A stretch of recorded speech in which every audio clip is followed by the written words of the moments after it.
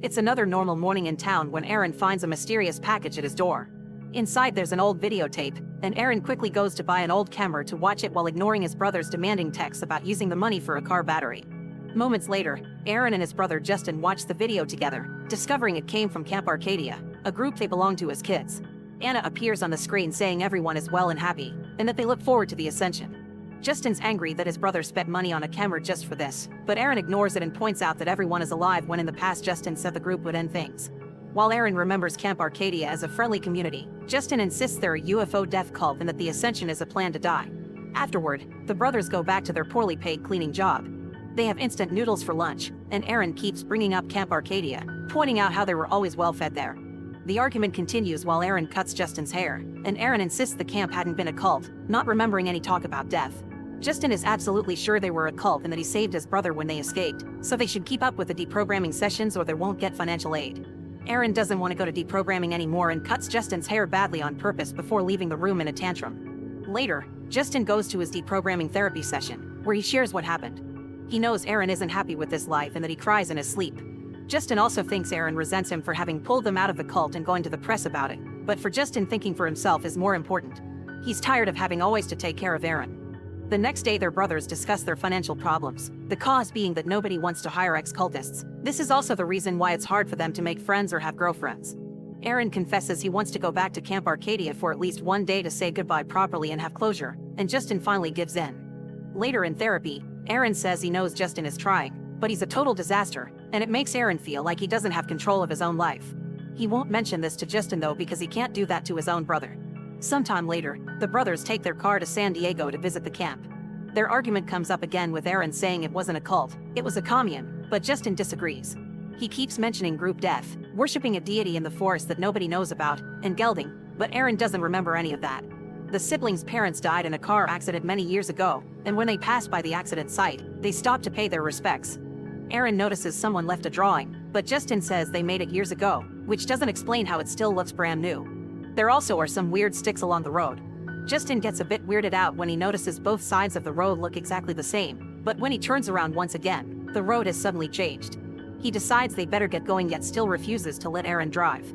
Further down the road, they see Carl walking by with a furious face.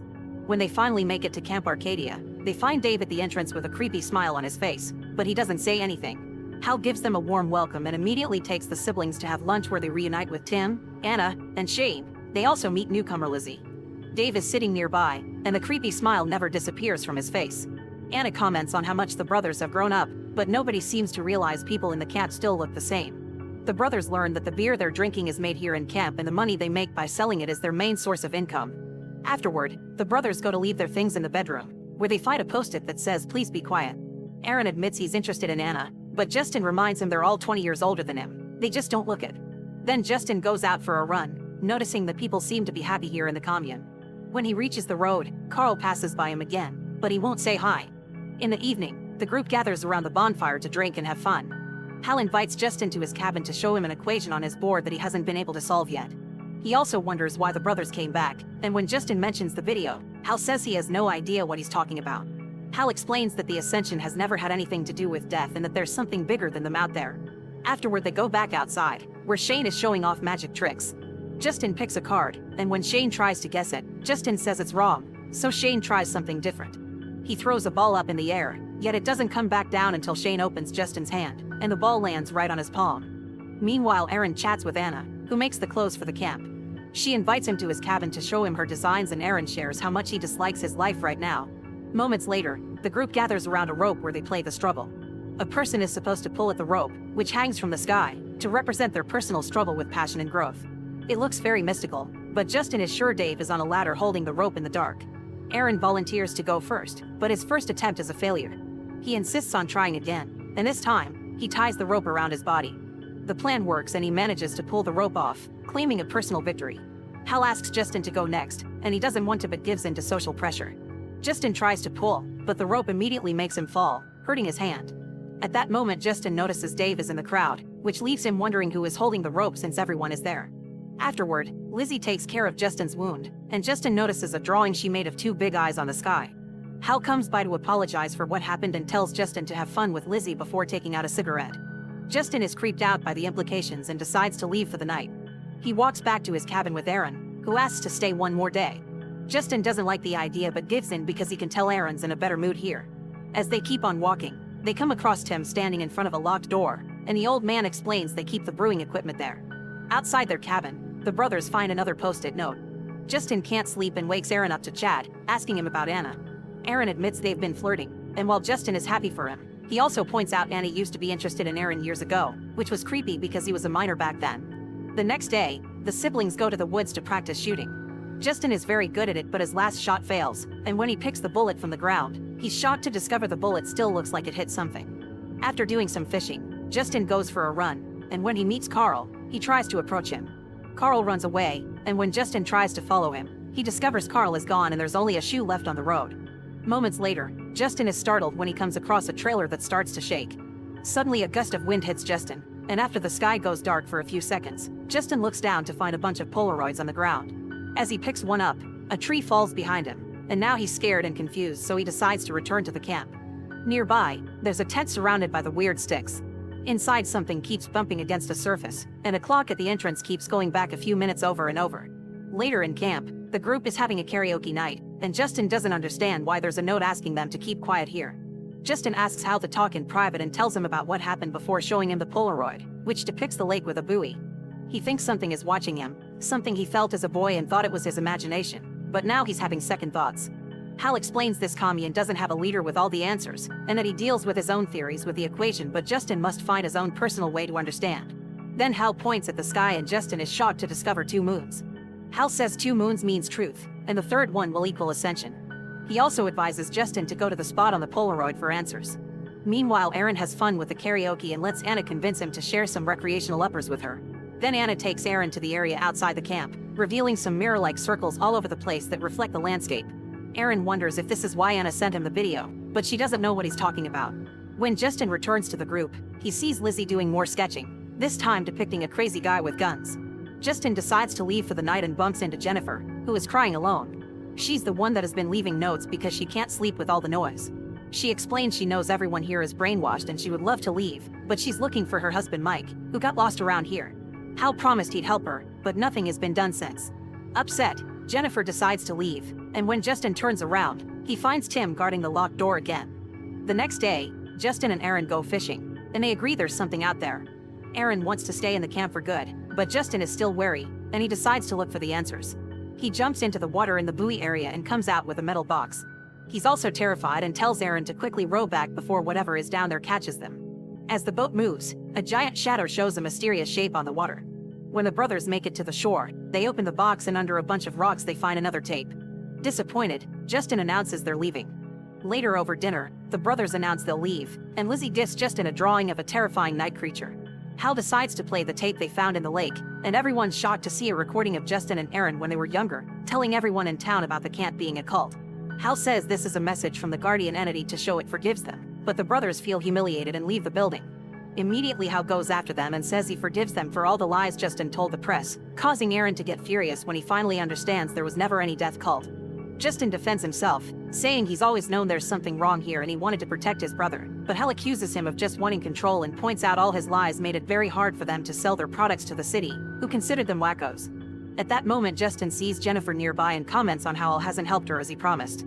Hal tells Justin to leave or he'll make him leave by force. Justin tries to take his car, but it won't start and he has to leave on foot. He finds a weird fog on the road and lots of those strange sticks that make him get lost. Suddenly a snake appears before him and when he jumps back, Justin turns to find Carl running into his house. Justin goes after him to ask for help, only to discover Carl is dead. Confused and upset, Justin wonders what to do when out of a sudden another Carl appears behind him, yelling at him for touching his stuff.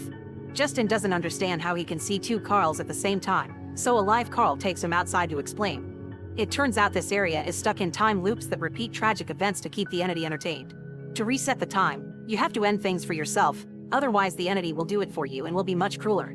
People at camp prefer it when the entity does it because they consider it sacred. If Justin doesn't leave quickly, he'll get stuck as well. To prove his point, Carl throws his cigarette past the weird sticks, and the cigarette disappears. Then Carl follows it, disappearing too. Seconds later, Carl comes out of the house, scaring Justin but ready to help. He can tell him how to escape, but first he wants a gun as payment. Carl draws a quick map to tell Justin about a cabin where a guy named Chris keeps a lot of weapons. He also gives him a compass that Justin must trust instead of following his eyes. Meanwhile at camp, Aaron notices Tim and Hal talking in private, and when they're done, Tim tells Aaron he doesn't have to do it if he doesn't want to. The next morning, Aaron leaves his cabin to find 2 Polaroids falling from the sky. He picks them up and finds a picture of a trailer plus one of himself, which he takes to Hal for answers. Hal confirms the entity shows them what it sees, and the trailer means it wants Aaron to go there, so Hal gives him directions to reach it and points out that the third moon will be full soon. Aaron immediately leaves camp and discovers that when he crosses the limits marked by the sticks, he can't see what's on the other side and Anna can't see him from there either. Moments later, Justin finds the cabin Carl mentioned, where Chris is cuffed to the wall. Justin recognizes him as the guy from Lizzie's drawing. Chris's friend Mike, who had been digging in the garden, explains he tied Chris to help him go through detox. Then Mike connects a hard drive he found outside to his computer to watch a video that shows him and Chris dying in a horrible way. This is another message from the entity as a warning for trying to escape the loop.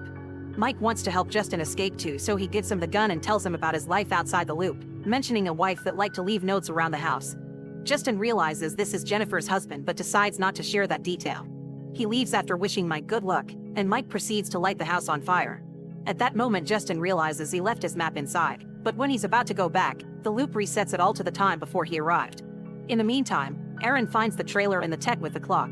When he looks through the tech window, he finds a man that stands up and moves, only to get killed and start all over. The man notices Aaron and tells him he can't help before exploding, scaring Aaron away.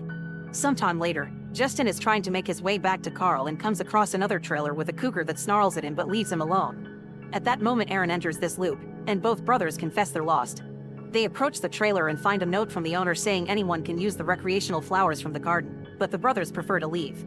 As soon as they're gone, a projector in the trailer activates and plays a recording of the brothers leaving. Something suddenly shoots the projector and sends it flying into a different loop. The third moon is about to become full, and people in camp begin getting ready for the ascension. The brothers keep on walking, and after coming across a bunch of weird statues, they finally find Carl's house.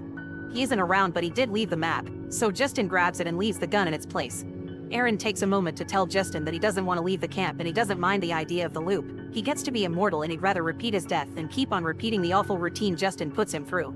Justin disagrees but the brothers still leave together right before Carl shows up again. He's very happy to see the gun and uses it to end things, but it doesn't work and he wakes up in the loop again. The brothers make it back to camp when night falls. They don't see anyone around except for Jennifer, who is leaving on a bicycle. After looking around they finally find Tim, who unlocks the cabin he always guards and leaves.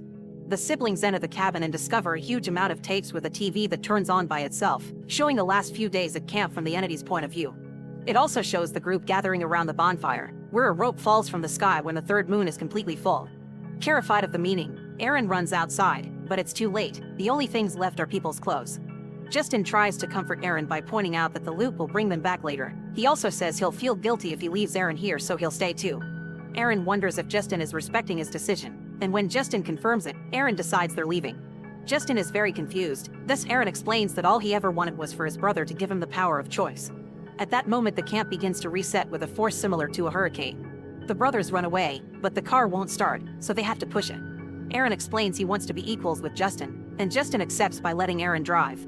The reset is coming closer, thus the brothers jump inside the car as it begins moving quickly downhill, just in time to come across the invisible wall of a loop.